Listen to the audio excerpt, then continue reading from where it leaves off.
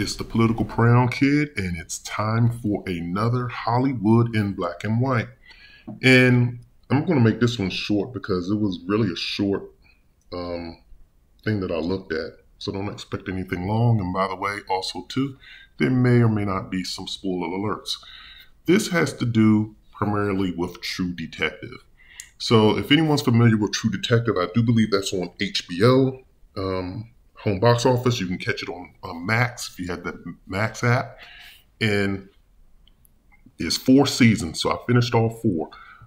Each season, which is just to kind of give you just a little overview, each season they kind of have different stars. So the first season it was Matthew McConaughey and Woody Harrelson, the possible brothers in real life, or so they like to say. It may be possibly true because I think one of them doesn't know their father and suspects that they could be actually brothers. I don't know. I thought I read that at one point in time. Just wanted to throw that in there. Season 2 was, I forgot who season 2 was. I want to say it was Colin Farrell and who's the tall guy that played in Dodgeball? That individual. And then season 3 was Mahershala Ali and Carmine Jogo. And then season 4 was my girl Jodie Foster. Remember, I'm going to take y'all way back with Jodie Foster. Little girl who lives down the lane. I actually like that movie. Of course, she was in Contact, all kind of other stuff. And she starred opposite with this black female, which is I'm going to talk about, but she just seems like a new one, but I'll talk about her in a minute. But this is what I want to focus on, kind of like seasons 3 and 4. Now, I will say this, for the premise of the show, they kind of stayed in a way relatively consistent, where in all 4 seasons, all of these characters had flaws. All of them. The white characters, the black characters, they all had flaws. All broken homes, just all messed up, regardless of what season you watch. But it's just a narrative for me when you continually push brokenness amongst the black community. So I'm really going to focus on seasons 3 and seasons 4 in this. And also, if you look at the thumbnail and the picture that's involved with this video, you're going to see 2 pictures. And I'm going to tell you, one is a picture taken from, it's a screenshot that I took from True Detective season 4, and it's the black female that's starring opposite Jodie Foster. She's the other police officer in True Detective. And as you can see, she's riding on top of a white guy. And I know people that probably familiar with the show, but like, he's not white. He's of Eskimo heritage or some other heritage. He's non-melanated. Let's be honest. Let's be real. You can look at his skin and tell. So she's riding a white guy. But I also put in, because I want to reference, because I don't think a lot of you are watching all of my Hollywoods in black and white.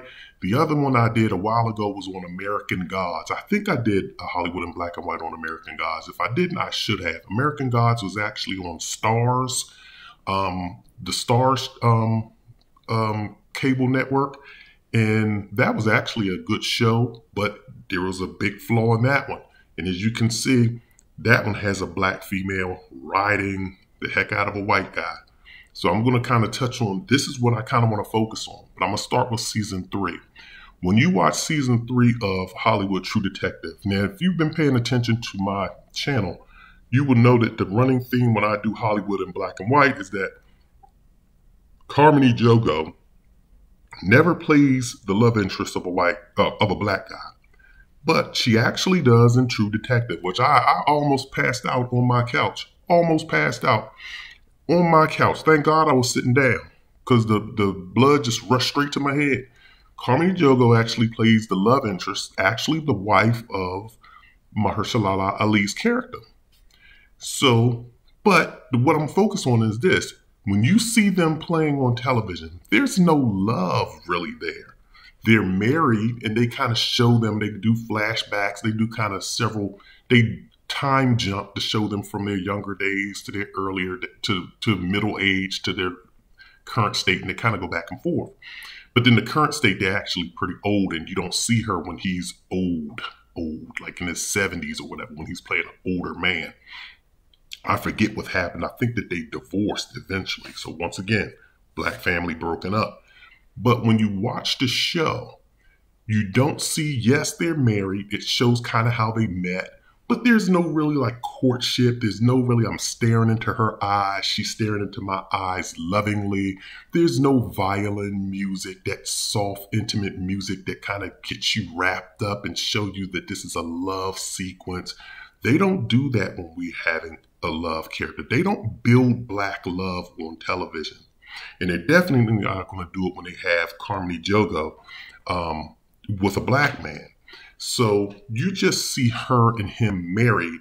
And for the most part, he's engrossed in his work. She wants him to be more involved. He kind of treats her like crap, and he's emotionally unattached. And then also you see her, she's writing a book. So just to kind of let you all know, spoiler alert, but it's not a big spoiler alert. She's writing a book. And so basically he's a detective. She writes her books based off of like his cases. So she's basically kind of using him in a way to kind of write her books. She kind of goes to this other police department and kind of talks to these other cops, these white cops, white male cops.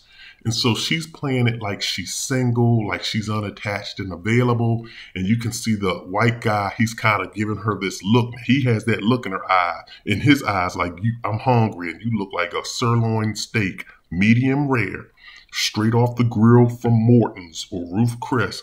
And so he's basically like, yeah, you want to go get something to eat? Want to go get something to drink? And she's like, yeah, sure. And so you can kind of see that they build up that kind of sexual tension between those two characters, between the white guy and Carmody Jogo. And then the scene cuts, so they don't show what happens, but you kind of insinuate, because I thought, like, did she sleep with this guy? What happened? They went out, but she later explained that she didn't sleep with him because Mahershala Ali confronted her about it. He finds out and he confronts her.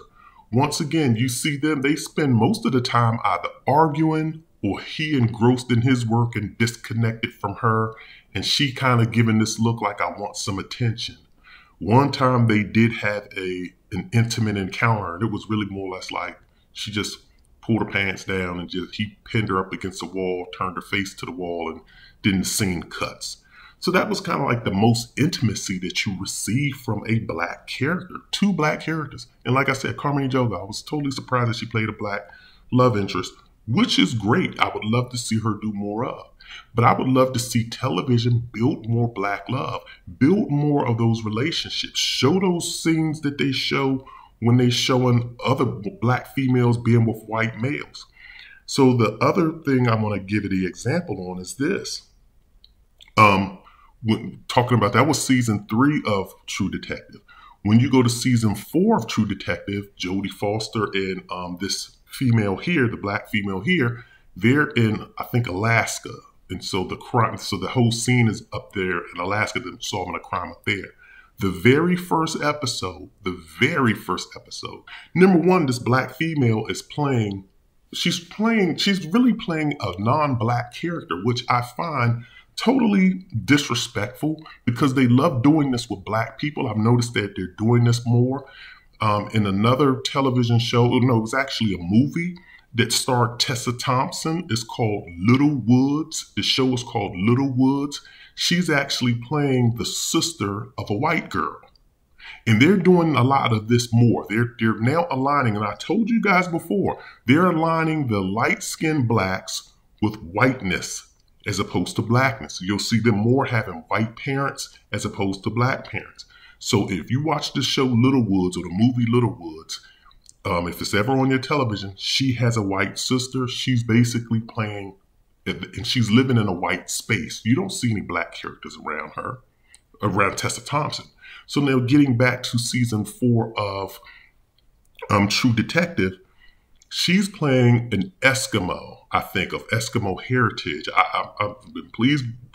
Please forgive me if that's not the correct term, because I'm learning now that people are offended by the term female, which, to be honest with you, I don't care about that one. But I don't want to offend if Eskimo is not a proper terminology. I'm not trying to be a racist or offend a race.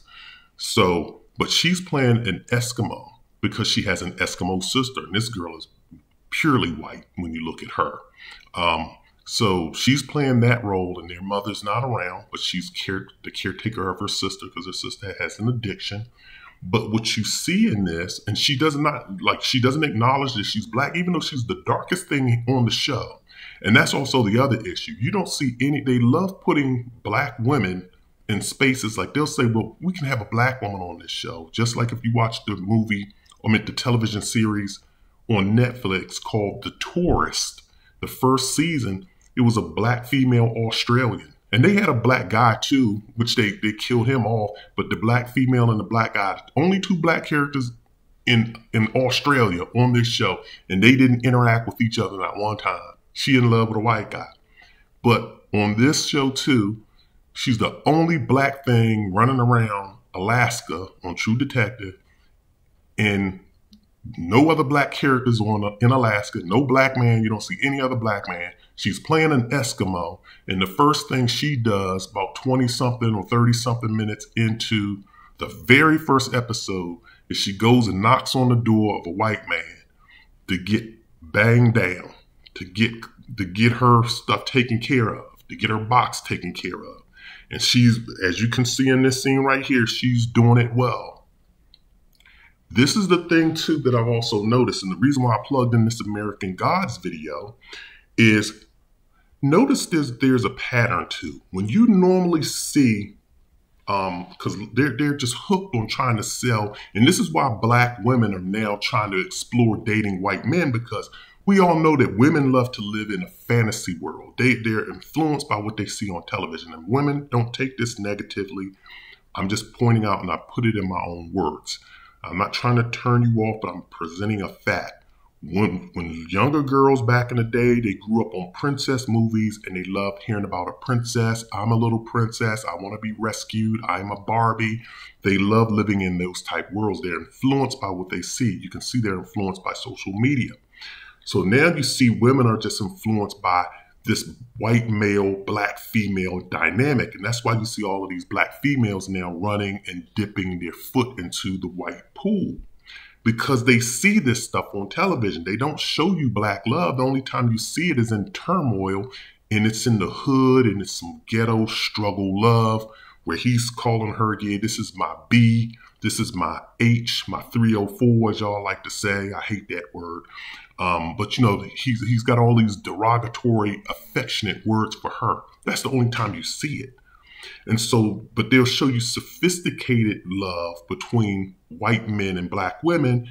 But what they also show you, and the reason why I have these two pictures in, they love to show you jungle sex, pure, raw, animalistic sex when it comes down to white men and black women. When have you ever seen that with with a black man and a white woman? They don't show you a black man just piping the heck down out of a white woman.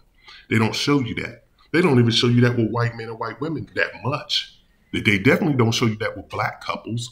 But when it's a white man and a black woman, it's jungle love. It's jungle, raw, animalistic.